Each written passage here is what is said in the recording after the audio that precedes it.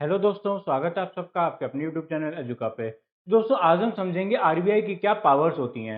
Last class में हमने समझा था कि आरबीआई क्या चीज़ है, आरबीआई की क्या जिम्मेदारी है, क्या काम होते हैं। अब हम समझेंगे कि उन जिम्मेदारियों को निभाने के लिए आरबीआई की क्या ताकतें होती हैं और कैसे आरबीआई जो है पूरी इकोनॉमी को कंट्रोल करके रखता है इंडिया के, और पूरे जितने भी बैंक हैं सब पे अपना कंट्रोल हर वक्त बनाए रखता है। यही सब हमें डिस्कस करना है आज की क्लास में।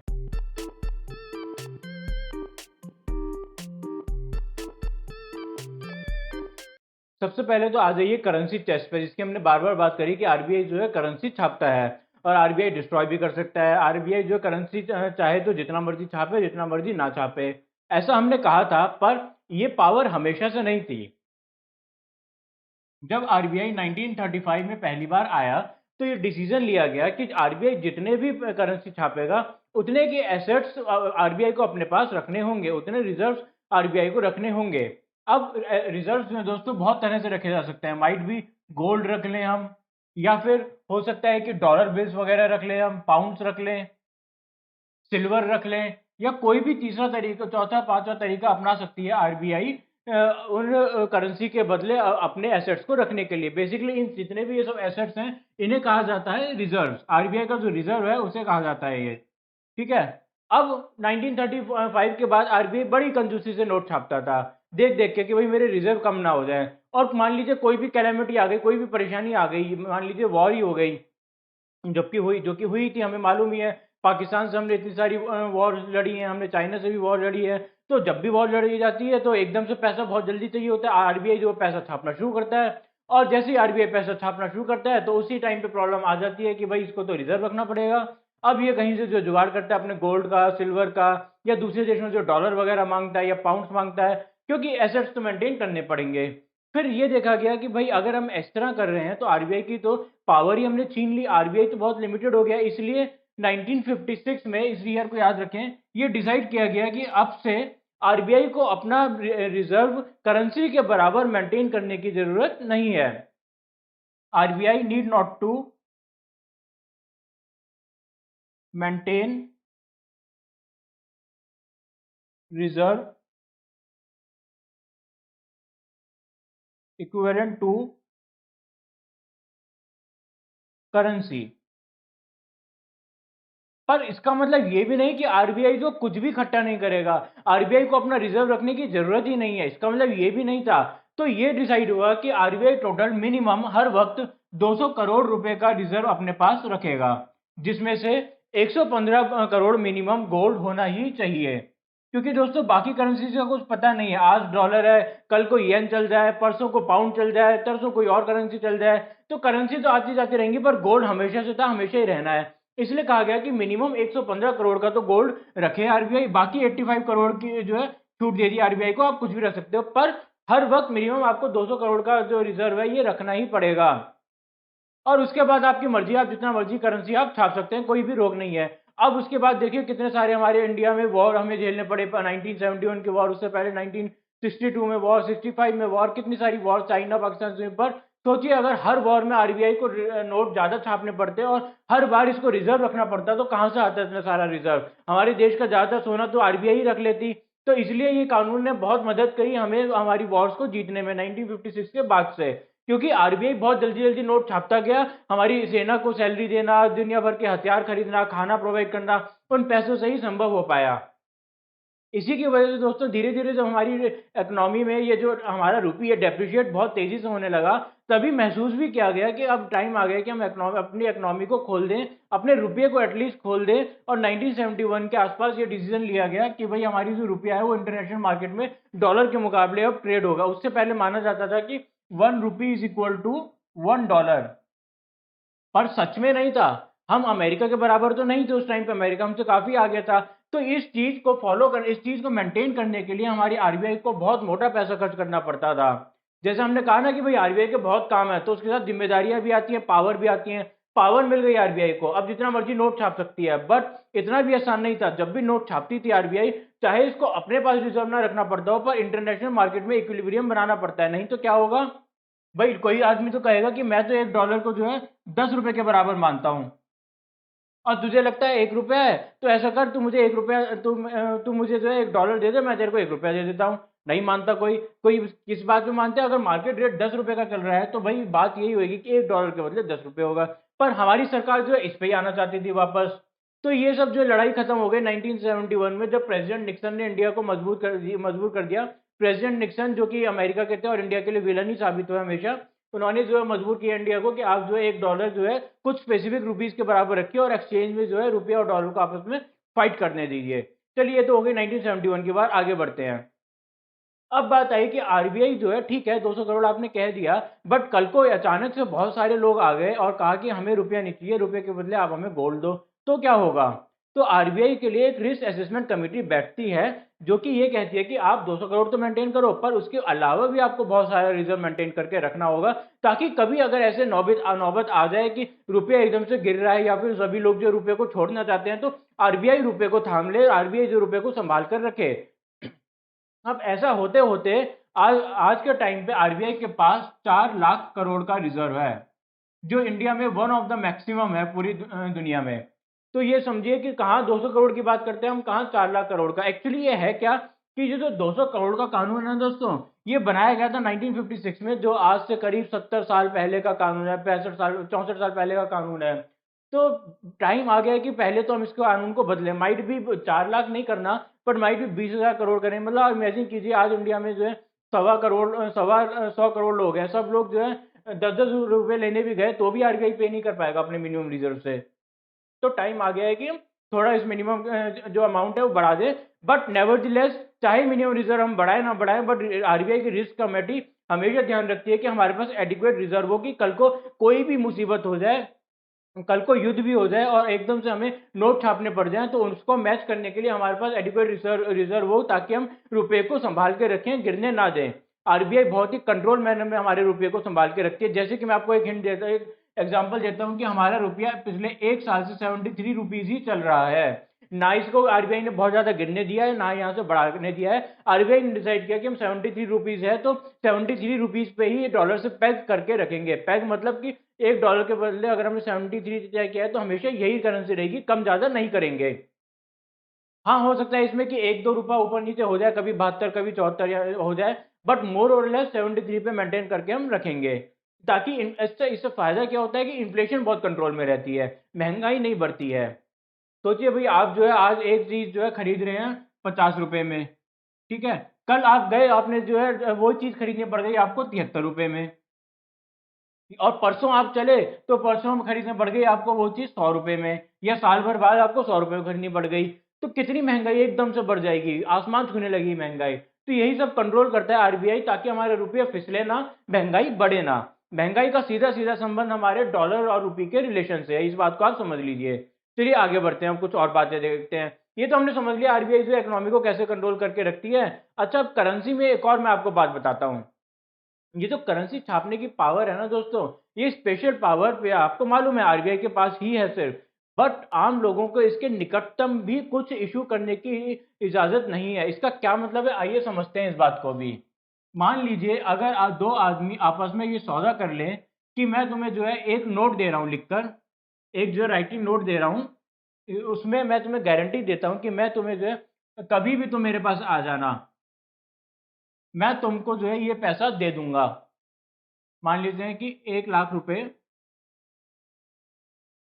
का ये कॉन्ट्रैक्ट हुआ कि तुम कभी भी आ जाना मेरे पास और मैं तुम्हें ये रुपया पकड़ा दूंगा। चलिए ठीक है, कोई बात नहीं है, कोई परेशानी नहीं है इसमें। परेशानी तब आ जाती है जब भी वो कह दे कि तुम नहीं, बल्कि कोई भी बियरर आ जाए इस नोट का मेरे पास, मतलब कोई भी बियर नोट का होल्डर मेरे पास आ जाए जिसके पास ये नोट होगी, मेरे पास उसका 1 लाख रुपए गिरवी है, मैं उसको 1 लाख रुपए दे दूंगा। अब आरबीआई एंटर कर जाती है, अगर तुम जो किसी को भी 1 लाख रुपए देने ही वाले थे तो मेरी करेंसी इस्तेमाल कर लेते, करेंसी में से क्या नफरत है तुम्हें, तुम किसी को जो है सीधा सीधा पैसे ही पकड़ा दो 1 लाख रुपए। ये क्या बात हुई भाई? आरबीआई कहता है कि दो बातों का ध्यान रखना है कभी भी। एक तो आप एनी टाइम नहीं कह सकते कि अपने नोट में, दूसरा आप एनी पर्सन नहीं कह सकते। आपको ये अलाउड ही नहीं है कहना कि मैं किसी भी व्यक्ति को कभी भी आ जाए मेरा लिखा हुआ नोट लेके और मैं उसको पकड़ा दूंगा। इसके लिए आपके ऊपर बहुत ही ज्यादा सख्त कार्रवाई होगी, आपको जेल तक हो सकती है, क्योंकि आप एक करेंसी का इक्विवेलेंट पैदा करने की कोशिश कर रहे हैं जो कि इंडिया में इलीगल है। तो इसके लिए नियम बनाया गया है कि अगर आप ऐसा करना भी चाहें कि कोई भी आदमी जो है मेरा नोट लेकर आ जाए, मेरा लिखा हुआ नोट, और मैं उसको बदले में जो है पैसा पकड़ा दूंगा, तो इसके लिए अधिकतम 3 महीने का टाइम होता है, 3 मंथ्स टाइम। ऐसा नोट कोई भी सिर्फ 3 ही महीने के लिए वैलिड है। आप लिख सकते हैं any person, but any time नहीं लिख सकते। एनी टाइम में आपको जो है 3 लाख 3 महीने का टाइम है। या तो आप जो है एनी पर्सन काट दीजिए और एनी टाइम कर दीजिए, दोनों नहीं किए जा सकते। और एनी टाइम अगर आप एनी पर्सन कर भी रहे हैं तो भी 3 महीने से ऊपर एक दिन भी नहीं रख सकते। फॉर एग्जाम्पल, अब आपने सुना होगा भाई चेक होता है, चेक अगर चेक जो है 3 महीने से पुराना हो तो वो अपने आप ही कैंसिल हो जाता है। आपको मालूम ही है ये बात। क्यों बनाया गया ऐसा नियम? नहीं तो लोग क्या करेंगे, चेक जो है डाल लिख देंगे, भाई इस डेट को मैंने ये चेक बनाया, ये पकड़ो। और कोई भी जो इस चेक का बेयरर होगा वो ये चेक डाल दे, बात खत्म हो जाएगी। बट नहीं, इसलिए आरबीआई ने कहा कि भाई चेक जैसे ही चेक पे डेट डल गई तो तुम्हारा जो है वो टाइम खत्म, तुम्हारा जो 3 महीने बाद इस चेक की कोई वैलिडिटी ही नहीं रहेगी। हालांकि लोग इससे बचने के लिए अब ये करने लगे हैं कि वो डेट लिखते ही नहीं उस पर। फिर अगेन वो खतरा है कि आप सोचिए किसी भी आदमी को बिना डेट का चेक दे दें और वो आप सब कुछ कॉन्ट्रैक्ट हो आ जाए, कहानी भी खत्म हो जाए, बाद में चला वो जो है चेक भी डाल दिया उसने साथ में, 3 महीने बाद भी या सालों बाद भी। तो ये आपकी जिम्मेदारी है कि जब भी आप किसी को चेक दें तो उस पे डेट और नेम लिख कर दें। हमेशा याद रखें कि चेक पे डेट और नेम हमेशा लिखा होना चाहिए। ठीक है। दूसरी, चलिए अब ये तो हो गया हमारे आरबीआई की कंट्रोल की, किस तरह से सिर्फ आरबीआई को ही पावर है करेंसी और करेंसी के इक्विवेलेंट को प्रोड्यूस करने की। हाँ, गवर्नमेंट को भी थोड़ी बहुत पावर है। गवर्नमेंट को क्या पावर है आप ये भी समझते चलिए। गवर्नमेंट को पावर है कि वो कॉइन्स इशू कर सकती है और 1 रुपये का नोट इशू कर सकती है मैक्सिमम, बस। इससे ज्यादा गवर्नमेंट को भी पावर नहीं है, बाकी सारी पावर आरबीआई के पास है। तो इतना स्ट्रांग हमारे आरबीआई को बनाया गया है इकोनॉमी को कंट्रोल करने के लिए। चलिए ठीक है, ये भी हो गया, करेंसी इकोनॉमी कंट्रोल हो गई, करेंसी भी कंट्रोल हो गई। अब बारी किसकी आई? अब बारी आ गई बैंक्स की। अब बैंक्स को कंट्रोल करने की बारी है। बैंक्स कैसे कंट्रोल किए जाते हैं, आइए ये भी देखते हैं हम। और सिर्फ बैंक्स ही नहीं दोस्तों, जितने भी हमारी एनबीएफसी यानी कि नॉन बैंकिंग फाइनेंशियल कंपनीज हैं, या फिर ये कोऑपरेटिव बैंक्स हो गए, कोऑपरेटिव सोसाइटीज वगैरह हो गए, सभी पे आरबीआई नजर रखती है। ऐसा नहीं कि आप जो है कुछ गलत काम कर रहे हैं और आरबीआई की नजर से बच जाएंगे, ऐसा बिल्कुल भी ना सोचें आप। ठीक है। इन सबसे बात करने से पहले अच्छा एक और बात कर लेते हैं फॉरेन करेंसी की भी। फॉरेन करेंसी में दोस्तों आपको ये बात समझने की है, जैसे मैंने आपको पहले भी बताई थी ये बात, कि भाई फॉरेन करेंसी में अगर कोई भी आप फॉरेन करेंसी होल्ड कर रहे हैं और उसको चले आप जो है रुपये में कन्वर्ट कराने, और वाइस वर्सा, मतलब कि एक्सचेंज कराने चले, फॉरेक्स कराने चले, तो वो बिना आरबीआई की मर्जी के नहीं हो सकता। आप सिर्फ आरबीआई के द्वारा ऑथराइज्ड बैंक्स में ही अपने फॉरेक्स का चेंज करवा सकते हैं। आरबीआई ऑथराइज्ड बैंक्स और एजेंट्स, एजेंट्स भी ऑथराइज्ड होते हैं कुछ, इन्हीं के द्वारा ही आप जो फॉरेन करेंसी में एक्सचेंज कर सकते हैं। ऐसा क्यों किया गया? ताकि आरबीआई को पता रहे कि भाई कितनी करेंसी आ रही है, कितनी जा रही है, नहीं तो ब्लैक में शुरू ना हो जाए करेंसी। क्या होता है कि भाई वैसे तो कहा जाता है कि आप एयरपोर्ट पे जो है लिमिटेड अमाउंट की करेंसी ला सकते हैं या जा सकते हैं, ले जा सकते हैं, पर अदरवाइज आपको अनाउंस आपको जो है बताना होगा फॉरेन एक्सचेंज की हमारी जो अथॉरिटी है, इनडायरेक्टली आरबीआई को ही, कि आप जो है कितना करेंसी जो है ले जा रहे हैं, ला रहे हैं। बट लोग तो कम नहीं है, लोग फिर भी कुछ ना कुछ जुगाड़ कर लेते हैं, छिपा छिपा के अपने रुपये डॉलर्स वगैरह को ले जाते हैं। तो वहां पे आरबीआई कई बार ना पकड़ पाए, तो इसलिए आरबीआई ने नियम बना दिया कि चलिए कोई बात नहीं, इंडिया तो आना ही है आपको, इंडिया में जब आप एक्सचेंज करने चलेंगे तो हम आपको तब पकड़ लेंगे। हमारे ही ऑथराइज बैंक के एजेंट से ही आप जो है रुपया या कोई भी फॉरेक्स जो है चेंज करवा सकते हैं। अदरवाइज आपको अगेन आपके ऊपर जो है भारी जुर्माना और आपको जेल टाइम जो है गुजारना होगा। अब ये हो गई हमारी करेंसी की बात। अब फाइनली हम आ ही जाते हैं बैंक्स पे। बैंक्स पे भी आरबीआई बहुत सारे तरीकों से कंट्रोल करके रखती है। क्वालिटेटिव मेथड्स हम पढ़ेंगे,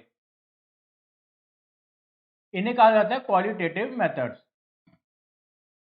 ये दो तरह के होते हैं दोस्तों, एक तो यूनिवर्सल और दूसरा जो होता है प्राइवेट। मतलब कि होता है केस टू केस बेसिस। एक तो आरबीआई ने कोई नियम बना दिया और वो सभी बैंक्स पे ऑटोमेटिकली लागू हो गया, ये नहीं कि ये तुम पे लागू है, ये तुम पे लागू है, ये तुम पे नहीं है, ये उस पे लागू है, ये उन दोनों पे लागू नहीं है, नहीं। अगर मैंने कोई नियम बना दिया, अगर आरबीआई ने कोई नियम बना दिया, तो वो यूनिवर्सली ऑटोमेटिकली सभी बैंक्स पे लागू हो गया। जबकि जो दूसरे के कुछ बहुत सारे मेथड ऐसे भी होते हैं जो केस बाय केस देखे जाते हैं, कि सब पे नहीं होता, सिलेक्टिव अप्रोच होती है।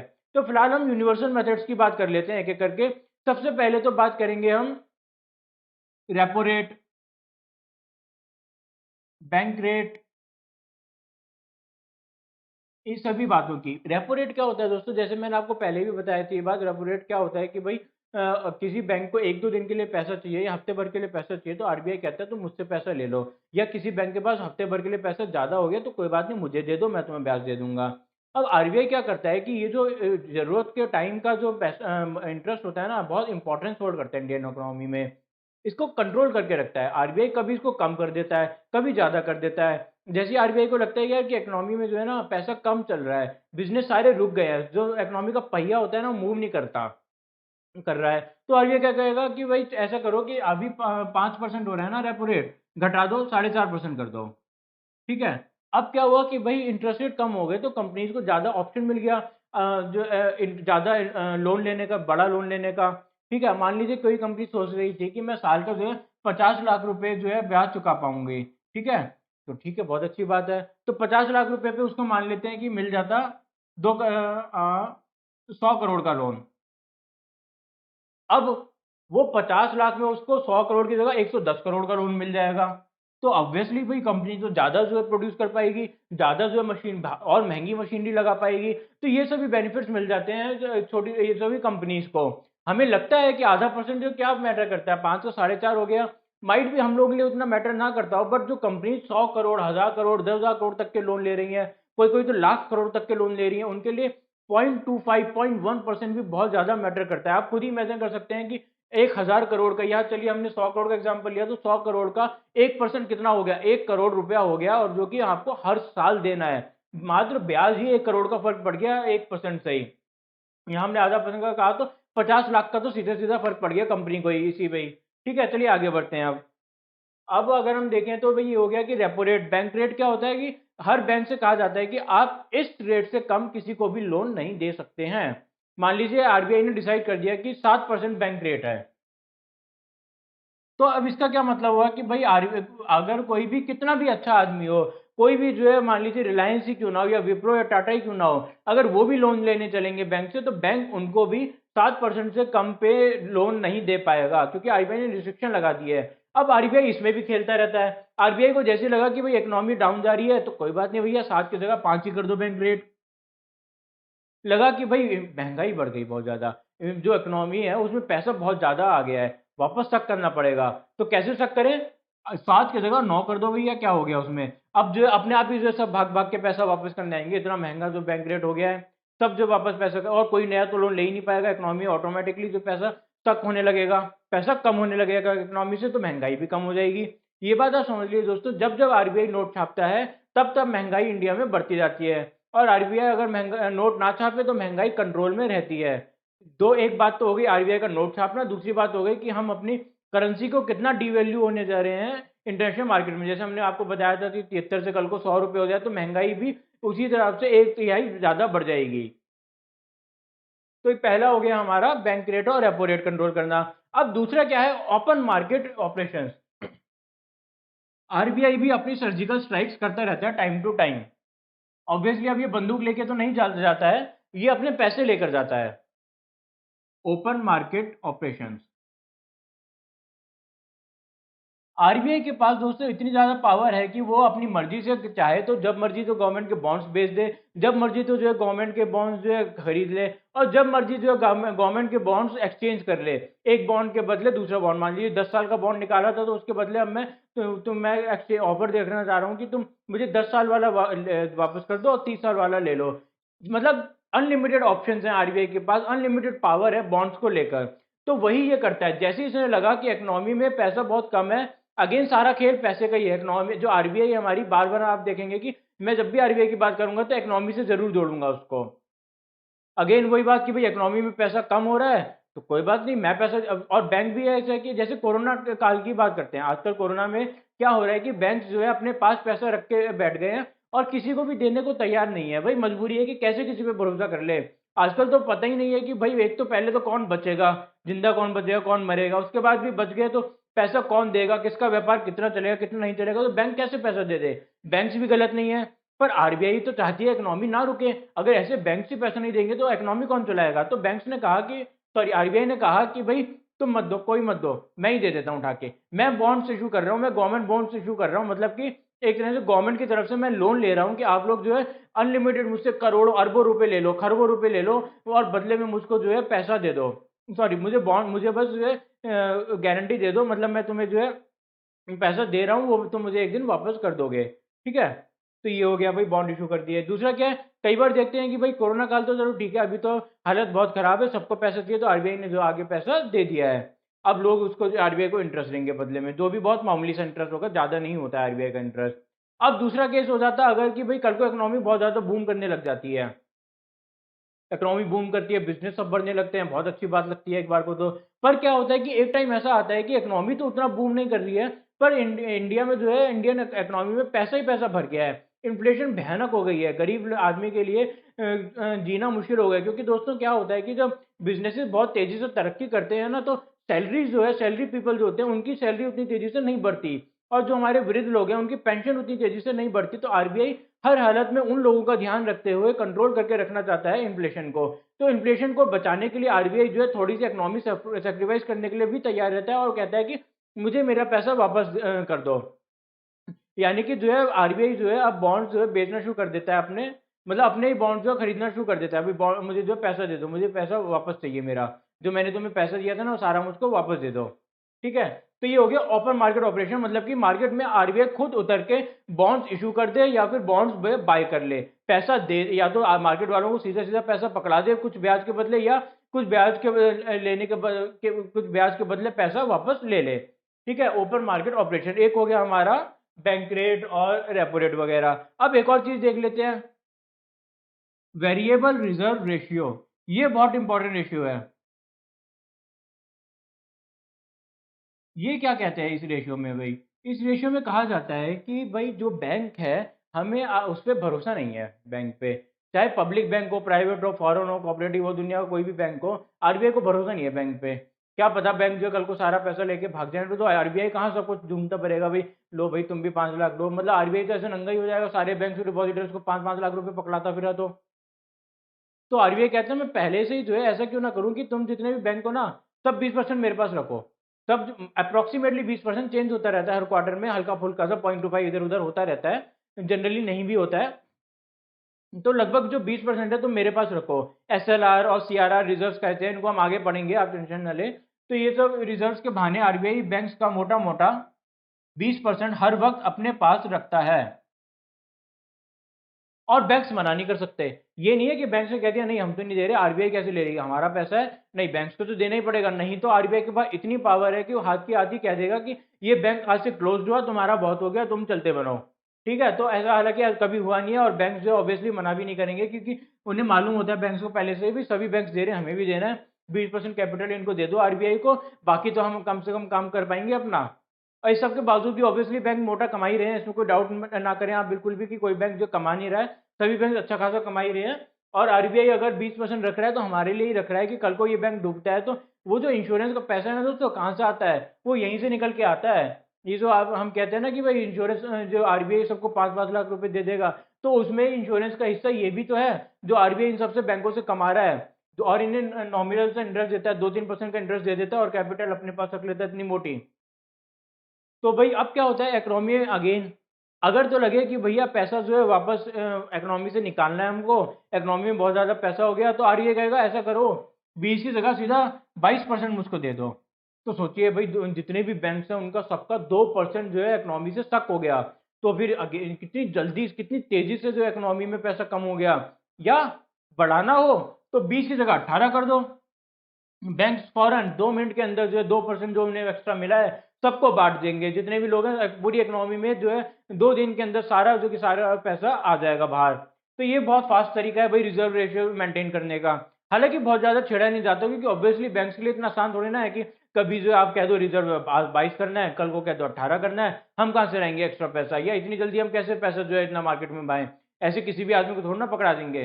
तो ये सभी जो है थोड़ा थोड़ा करके कंट्रोल किया जाता है। आरबीआई क्या करता है कि जो भी हमने आपको तीनों स्टेप्स बताए ना, भाई 0.25 थोड़ा इधर कमी कर दी, 0.25% इधर भी कमी कर दी, थोड़ा सा जो है इधर से पैसा कर लिया, तीनों मेथड्स को हर वक्त आरबीआई जो चलाता रहता है। हर क्वार्टर में आप इन दोनों के रेट सुनेंगे, और चेंज थोड़ा बहुत इधर उधर होते रहेंगे। हर वक्त आरबीआई जो ओपन मार्केट ऑपरेशन करते रहता है, कभी जो है पैसा स्टक करने के लिए, कभी पैसा इशू करने के लिए। इतना ज़्यादा आरबीआई हमारा फोकस रहता है कि हर वक्त ही जो है से कुछ ना कुछ करके रहना पड़ता है इकोनॉमी को चलाते रहने के लिए। पर ये सारी बातें हो गई जो भी हमने बात करी यूनिवर्सल मेथड्स। अब हम बात करेंगे सेलेक्टेड मेथड्स के बारे में। मतलब कि अब आरबीआई जो है छांट छांट के बैंकों को पकड़ पकड़ के उसे चेक करता है कि भाई तुम क्या गलत कर रहे हो, तुम ये गलत कर रहे हो तो इसको ऐसे करो, अच्छा तुमने ये गलती कर दी तो तुम बंद हो जाओ, या अच्छा तुम बेकार हो तो तुम्हारा जो मालिक बदला हमने, आज से तुम्हारा मालिक दूसरा हो गया। इस तरह की रिस्ट्रिक्शन आरबीआई लगातार बैंक्स पे लगाते रहते हैं ताकि आम लोगों का पैसा सेफ रहे। अब वो भी पढ़ लेते हैं, वो भी क्वालिटेटिव मेथड्स ही में ही आते हैं दोस्तों। अब आइए देखते हैं एक एक करके वो मेथड। सबसे पहले तो मेथड आता है मार्जिन रिक्वायरमेंट। अब ये मार्जिन रिक्वायरमेंट क्या है और किस चीज़ की मार्जिन की हम बात कर रहे हैं। मान लीजिए आपने कोई घर खरीदा लोन पर, इमेजिन कीजिए, ठीक है, आपने जो है 100 मीटर 100 मीटर्स का एक घर खरीद लिया है और उसकी कीमत है, मान लेते हैं कि 1 करोड़ रुपीज़, ठीक है। चलिए अच्छी बात है। अब बैंक से आप लोन लेने गए, बैंक ने कहा कि भाई मैं ऐसे तो मार्केट वैल्यू कम ज़्यादा होती रहती है, मैंने मान लिया आज तुम्हारे घर की कीमत 1 करोड़ है और तुमने कागज भी दिखा दिया, लिख भी रहा है भाई तुमने 1 करोड़ में खरीदा, मुझे कोई डाउट भी नहीं है। बट आरबीआई ने हम पे रिस्ट्रिक्शन लगा रखी है जो कि एक बहुत ही समझदार रिस्ट्रिक्शन है कि कल को मार्केट 10% 20% ऊपर नीचे हो गई तो उसका जिम्मेदार कौन होगा। मान लो मैंने तुम्हें दे दिए 90 लाख रुपए और कल को तुम्हारे घर की कीमत रह गई 80 लाख रुपए, तो तुम तो भाग जाओगे, तुम कहोगे लो रख लो घर, मेरे से लोन नहीं चुकाया जा रहा, मैं तो चला। तो मेरा जो 10 लाख का बैलेंस है वो कौन देगा। इसलिए आरबीआई कहता है कि आप जब भी किसी को कोई लोन दें किसी कोलेटरल के बदले तो उसकी पूरी कीमत में ना दें, उसमें थोड़ा मार्जिन रोक लें। सपोजिटली 20% रोक लें, 25% रोक लें, या जो भी आपको सेटिस्फैक्ट्री रखे। आरबीआई हमेशा सजेस्ट करते रहते हैं टाइम टू टाइम कि इस एसेट पे इतना रोक के रखिए, इस एसेट पे इतना मार्जिन रोक के रखिए, इतना जो है बच के रखें, हमेशा गोल्ड पे इतना मार्जिन बच के रखिए, ये बचा के रखिए, ठीक है। और कई बार क्या होता है आरबीआई देखता है ये बैंक जो है ना एकदम मेरी बैंक ये मेरी लिमिट की अपर लिमिट पे ही चल रहा है और बहुत ज्यादा रिस्की एसेट्स में लगाता है ये बैंक, तो आरबीआई क्या करेगा, तुम रहने दो, मैं बताता हूँ तुम्हें लिमिट, तुम जो है ना 20 की जगह सीधा 35% लिमिट कर दो, आज के बाद से तुम जो है किसी भी एसेट को 65% से ज्यादा लोन नहीं दे सकते हो, 35% तुम्हें जो अपने पास मार्जिन बचाकर रखना पड़ेगा। ये जो बैंक टू बैंक ऑपरेशन हो रहा है, बैंक टू बैंक आरबीआई जो अटैक कर रहा है, हर बैंक का चेक कर रहा है, अच्छा तुम्हारा तो रिस्क पोर्टफोलियो बहुत डेंजरस है, तुम 35 नहीं, तुम तो सीधा 50 से रखो। अब एक एचडीएफसी बैंक का आरबीआई ने चेक करा, अच्छा तुम्हारा तो कोई रिस्क ही नहीं है, तुम तो बहुत ही ज्यादा सेफ खेलते हो, तो तुम ऐसा करो चलो 20 नहीं, तुम जो 18% कर लो, ठीक है। तो ये सभी जो आरबीआई कंट्रोल करके रखता है भाई कोई भी बैंक जो है बहुत ज्यादा रिस्क ना ले रहा हो, एकदम जो है ऊपर ना, एकदम जो है मार्केट वैल्यू के बराबर ना चल रहा हो, क्योंकि आपने सुना ही है कि भाई स्टॉक मार्केट कभी भी क्रैश हो जाती है, जो प्रॉपर्टीज की वैल्यू है वो भी कभी क्रैश हो जाती है, गोल्ड का भी कुछ नहीं पता, आज इतना हो रहा है 50,000 हो रहा है, कल को 40,000 पहुंच जाए तो किसने देखा है। तो हमेशा मार्जिन तो मेंटेन करके रखना ही चाहिए और आरबीआई जिम्मेदार है इस बात का कि एडिक्वेट जो मार्जिन है वो सभी बैंक्स मेंटेन करके रखें। ये हो गया हमारा पहली बात। अब एक और देखते हैं आगे। अब देखते हैं loan issue, loan issued by banks. ये जो आरबीआई ने पहले भी ये काम किए हुए हैं दोस्तों। लगातार आरबीआई जो है जब भी किसी बैंक की हालत खराब होती है, जैसे आईडीबीआई बैंक की पीछे हालत खराब हो गई थी और भी बहुत सारे बैंक की हालत खराब हो गई थी, सिर्फ बैंक नहीं एनबीएफसी की भी, तो आरबीआई ने कहा कि आप जिन्हें बहुत लोन दे लिया अब आप आराम करो और किसी को भी नया लोन देने की कृपा मत करो बस, क्योंकि जितना भी लोन देते हो ना उसका एक तिहाई तो डूब ही जाता है। सोचिए कि किसी की जो आदमी लोन दे रहा है एक तिहाई पूंजी तो उसने गवाई दी, और पूंजी उसकी खुद की भी नहीं थी, खुद ही उसने लोन लिया हुआ था। मतलब मान के चलिए आपकी कोई बंदा जो है 10 करोड़ रुपए का आदमी है, उसने ले लिया 100 करोड़ रुपए का लोन और आगे सारा जो इशू कर दिया 110 करोड़ रुपए। अब उसका एनपीए बन गया 20% मान लेते हैं चलिए, जो कि एक्चुअल में बना है 30 35% तक भी बना है दोस्तों किसी किसी बैंक्स का तो एनपीए, ठीक है। अब बताइए 20% में घटा दूं 110 करोड़ में से, यानी कि 22 करोड़, बचे कितने 88 करोड़, जिसमें से इसको 100 करोड़ का तो लोन चुकाना है। तो बैंक की कुल कीमत कितनी है, आप मुझे बताइए खुद ही। बैंक की कुल कीमत दोस्तों है -12 करोड़। जी दोस्तों, बैंक की कुल कीमत है मात्र बैंक की -12 करोड़ रुपए। क्यों है, क्योंकि भाई इसने 22 करोड़ रुपए तो इसने गवाही दिए इसने, और अब जो बचा कुचा जो था 88 करोड़, वो उसमें से इसको जो लोन भी चुकाना है 100 करोड़ रुपए का, तो 12 - 12 करोड़ इसके बाद मात्र बच गया है। ठीक है। अब मेरे ख्याल में यहाँ कुछ गलती तो नहीं कर रहा हूँ मैं। आप थोड़ा मतलब मोटा मोटा आप समझ गए होंगे मैं यह क्या क्या कहना चाह रहा हूँ कि माइनस में चला गया बैंक जो है। ठीक है, अब आगे बढ़ते हैं। चलिए, अब बैंक कहता है कि तुम, आरबीआई कहता है तुम ऑलरेडी माइनस में जा चुके हो, और लोन दोगे और माइनस में दोगे तो रुक जाओ। अब करो क्या, तुम जो है ना जितना भी तुमने लोन दिया था ना, इसमें से रिकवरी करने की कोशिश करो। वापस लेके आओ सारा पैसा, अपना जो तुम्हारा पैसा था उसे जो वापस लेने की कोशिश करो उसमें से। भाई कुछ तो लाओगे तुम कम से कम, अगर तुम मान लो 15 करोड़ भी ले आए, जो तुमने 22 करोड़ डुबाया है उसमें से भी, तो तुम प्लस में तो आ जाओगे एटलीस्ट। तुम जो है कुछ ना कुछ तो अपना ढंग का काम कर ही लोगे। ठीक है। तो चलिए आगे बढ़ते हैं। अभी क्या हो गया कि भाई लोन इशूड बाय बैंक्स बंद कर दिया। दूसरी बात, अब कोई बैंक होता है कि भाई वो जो है नहीं मानता, चलिए वो जो है बैंक लोन पे लोन इशू करे जा रहा है। आरबीआई कहता है कि तुम जो है ना अब बैंक से एफडी, लोगों से पैसा लेना ही बंद कर दो। ये भी एक तरीका है, loan and deposits from people. मतलब कि अब तुम जो है ना कोई नया सेविंग अकाउंट खोल सकते हो, ना कोई करंट अकाउंट खोल सकते हो, ना तुम किसी की नई एफडी बना सकते हो। जनरली दोस्तों ऐसा इसलिए भी किया जाता है, देखते हैं कि भाई अगर इकोनॉमी खराब है और आम लोग बेचारे फंस जाएंगे इस बैंकों के चक्कर में, तो इन बैंकों को बचा के रखो। या आरबीआई को लगता है कि ये बैंक आगे कहीं खतरे में ना चला जाए, तो मैं पहले ही लोगों को सावधान कर दूं कि और ज़्यादा कहीं ज़्यादा से ज़्यादा लोग इसमें ना फंसे। इसलिए बैंक में मैं पहली रिस्ट्रिक्शन लगा के रखूँ कि तुम कोई भी नया लोन नहीं लोगे और तुम किसी से भी जो है किसी भी आम आदमी को जो है नहीं फंसाओगे, मतलब उसमें उसका जो सेविंग अकाउंट, करंट अकाउंट या डिपॉजिट नहीं खोलोगे। आप ये समझिए कि कई बार आपने देखा भी होगा कि बैंक्स होते हैं वो मना कर देते हैं कि भाई हम नहीं खोल रहे कोई भी सेविंग अकाउंट। कभी कभार देखा गया है सिचुएशन में, तो बैंक की अपनी मजबूरी होती है, वो बैंक जो है इतनी खस्ता हालत में होता है कि वो बैंक वाकई में नहीं खोल सकता। अगर कोई बैंक मना करता है आपको अपने यहाँ पे अकाउंट खोलने के लिए, तो अपना जुगाड़ लगा के उसमें अकाउंट खोलने की कोशिश ना करें, कहीं पता चले वो सारा पैसा ही डूब जाए। तो इस बात का आप हमेशा ध्यान रखें। तो हमने हो गया, हमारी तीन चीजें वो हो गई। और कुछ पढ़ते हैं भाई बैंक्स के बारे में, आरबीआई क्या कहता है, कैसे और कंट्रोल कर सकता है। एक और होता है बैंक रेट, जैसे हमने आपको पहले भी बताई थी ये बात। उसमें तो हमने कहा था यूनिवर्सल होता है कि भाई आरबीआई सबके लिए बोल देता है कि 10% जो है, मतलब 7% मान लेते हैं, चलिए आज के टाइम पे 7% के आसपास चल रहे हैं, 6 से 7 के बीच में, कि आप 7% से कम पे किसी को लोन दे ही नहीं सकते हैं। बट कोई कोई होता है कि कुछ ज्यादा ही बुरा बैंक है, उसे जो है रिस्की एसेट्स में लगाया जा रहा है, और जो है किसी सबको सस्ते में लुटाया जा रहा है। सबको कह दिया तू भी साथ में ले ले, तू भी साथ में ले ले, अच्छा कोई बात नहीं, तेरा जो है कोई कोलेटरल नहीं है तो फिर भी साथ में ले ले, तू तो मेरा दोस्त है। तो आरबीआई ने कहा नहीं, ऐसा करते हैं, जो बैंक्स है ना, इन बैंक एक एक बैंक पे नजर बना के रखते हैं। अच्छा तू ज्यादा गड़बड़ी कर रहा है, तो ऐसा कर, तू जो है 10% कर दिया आज से मैंने तेरा बैंक रेट। अब से तू जो है किसी भी सामने वाले बंदे को 10% से कम पे लोन दे ही नहीं पाएगा। पहले मार्जिन कंट्रोल किया, फिर लोन देना कंट्रोल किया, लोन लेना भी कंट्रोल कर दिया। अब क्या कंट्रोल करा कि भाई बैंक रेट भी कंट्रोल कर दिया, कि अब से तू जो है बैंक रेट जो है 10% से ऊपर, तेरा 10% से नीचे तू किसी को लोन दे ही नहीं पाएगा। अब देखते हैं एक दो और एग्जांपल, इसको आप नोट कर लीजिए। अब लास्ट में हम आपको बताते हैं कि आरबीआई जो है सिर्फ अपने जो है इतना कठोर ही नहीं है, आरबीआई जो प्यार से भी समझाता है।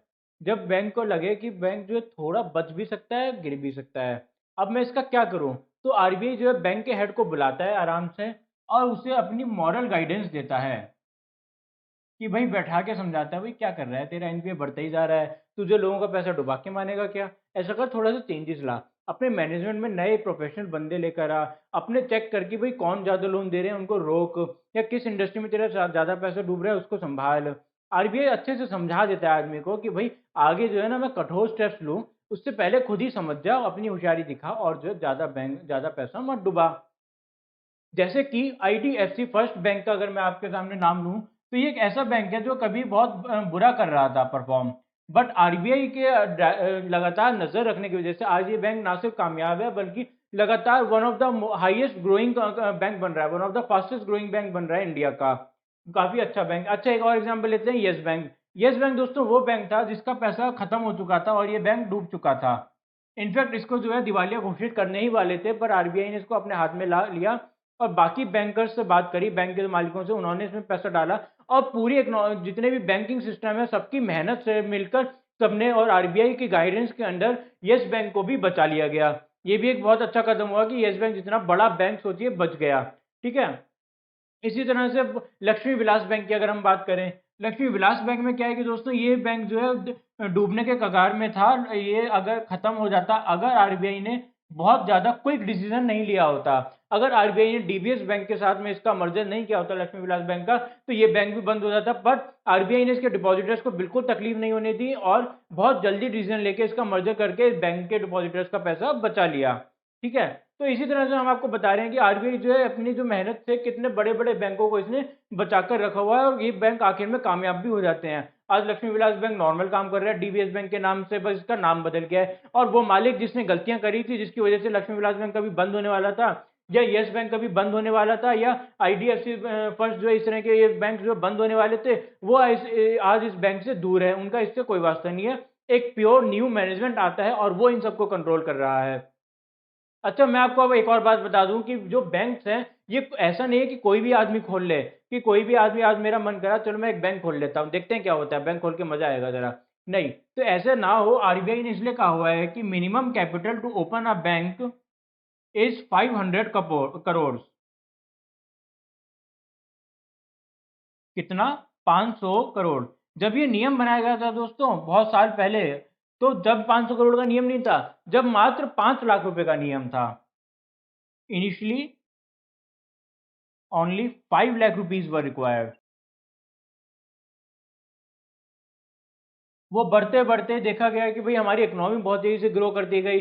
5 लाख रुपए लगा कि 5 लाख रुपए तो आजकल हर आदमी के पास होता है, 5 लाख रुपए तो कम है। हमें एक बहुत ही ज़्यादा ऐसा इंस्टीट्यूशन चाहिए जिसका काफ़ी मनी हो और अगर कोई एडवर्स कंडीशन भी हैं तो अपने आप को होल्ड कर सके। इसलिए नियम बनाया गया कि 500 करोड़ रुपए का अगर आपके पास से कम है, अगर आपके पास बैंक मनी बैंक में डालने के लिए, तो आप बैंक ना खोलें, एक नॉन बैंकिंग फाइनेंशियल कॉर्पोरेशन खोल लें या कोऑपरेटिव सोसाइटी खोल लें, कुछ और खोल लें, बट बैंक जो है 500 करोड़ से ही खुलेगा। ठीक है, तो ये हो गया हमारा मिनिमम कैपिटल फॉर बैंक। इसके अलावा हमने आपको बताई दिया भाई बैंक जो है 20% तो उनको आरबीआई के पास रखना पड़ता है। दो छोटी सी शर्तें हैं जो बैंकों को माननी पड़ती हैं। तीसरी बात ये है कि आपको जो पब्लिक होना जरूरी है। अगर आप बैंक हैं तो आपको जो है शेड्यूल कमर्शियल बैंक हैं अगर, तो आपको नेसेसरी है कि आपको पब्लिक ही होना होगा। मतलब कि आपको जो है मार्केट में शेयर इशू करने होंगे। मतलब कि कोई भी जो मालिक है ना, वो ऐसा नहीं हो सकता कि एक ही मालिक पूरा बैंक चलाए। इवेंचुअली आपको जो इसका ओनर होता है, बैंक्स ओनर